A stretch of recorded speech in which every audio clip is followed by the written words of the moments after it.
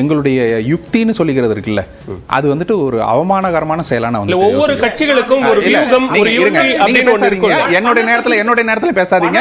ஜனநாயகத்தை எனக்கு ஜனநாயகத்தை புரிய வைத்து நீங்கள் என்னுடைய நேரத்துல பேசாதீங்க. உங்க நேரம் வரும், நீங்க பேசுங்க.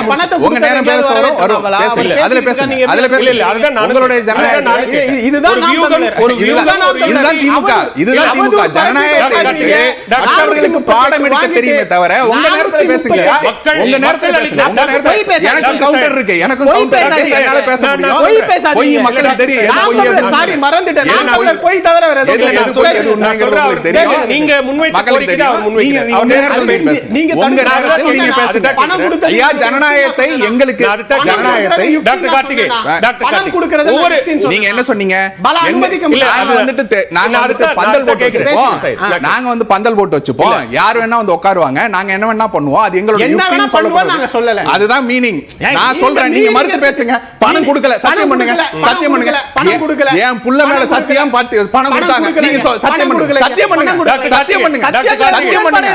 சத்தியம் பண்ணுங்க. டாக்டர் கார்த்திகே, டாக்டர் கார்த்திகே, உங்களுடைய வாக்களித்திருக்கிறார்கள். உங்களுடைய மனசாட்சி உறுத்தலன்னா, உங்களுடைய மனசாட்சி உறுத்தலன்னா சத்தியம் பண்ணுங்க. இல்ல நாம் தமிழர், இப்ப நாம் தமிழர் ஒரு ஓட்டு கூட பணம் கொடுக்கல. திமுக பணம் கொடுத்தாரு. அது நீங்க சொல்றீங்க, அது அவர் சொல்றாரு.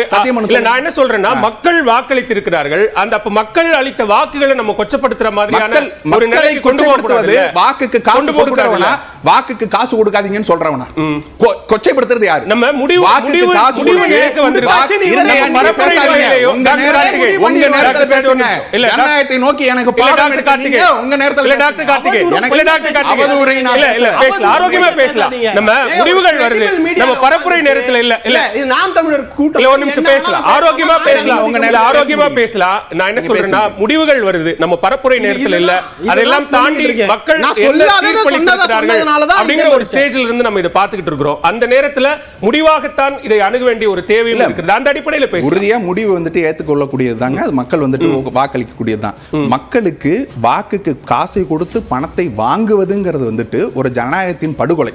அதை வந்துட்டு நம்ம எடுத்துக்கொண்டு ஒவ்வொரு கட்சியும் நாங்க வந்துட்டு ஜெயிச்சிட்டோம் நீங்க நினைச்சீங்கன்னாக்கா ஜனநாயகத்தை கொன்று விட்டீர்கள் அப்படிங்கறத நம்ம வந்துட்டு எடுத்துக்க முடியும். இதுல இன்னொன்னு ஐயா பிரியன் ஐயா சொன்னது போல, கட்சிக்காரர்கள் கொடுக்கறது எல்லாத்தையும் வந்துட்டு தேர்தல் ஆணையம் எடுத்துக்காது. நேரடியா வேட்பாளரே போய் காசு கொடுத்தாதான் எடுத்துப்போம் அப்படின்னா, கட்சிக்காரர் யாரோ ஒருவர் செய்த தவறுக்கு வேட்பாளர் எப்படி பொறுப்பாக முடியும் அப்படின்னாக்க, எந்த ஒரு வேட்பாளரும் நேரடியாக போய் ஒவ்வொரு வீட்டா போய் எனக்கு ஓட்டு போடுங்கன்னு காசெல்லாம் கொடுக்கறது இல்லை. அப்போ நீங்க கட்சியினுடைய ஆட்களை வைத்துக்கொண்டு, அதற்கென்று ஒரு அடிமட்ட தொண்டர்களை வைத்துக்கொண்டு அவர்கள் மூலமாக தான் காசை கொண்டு போய் கொடுக்குறீங்க.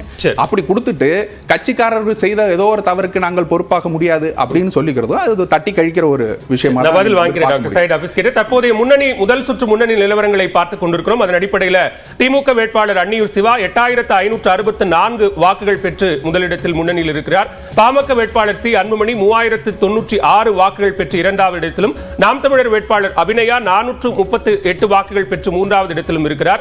5468 வாக்குகள் வித்தியாசத்தில் திமுக வேட்பாளர் அன்னியூர் சிவா முன்னிலை வகித்துக் கொண்டிருக்கிறார். முதல் சுற்று முன்னணி நிலவரங்களை பார்த்துக் கொண்டிருக்கிறோம். விக்கிரவாண்டி சட்டமன்ற இடைத்தேர்தல் சிறப்பு நேரலை ஒரு சிறிய இடைவேளைக்கு பிறகு தொடரும்.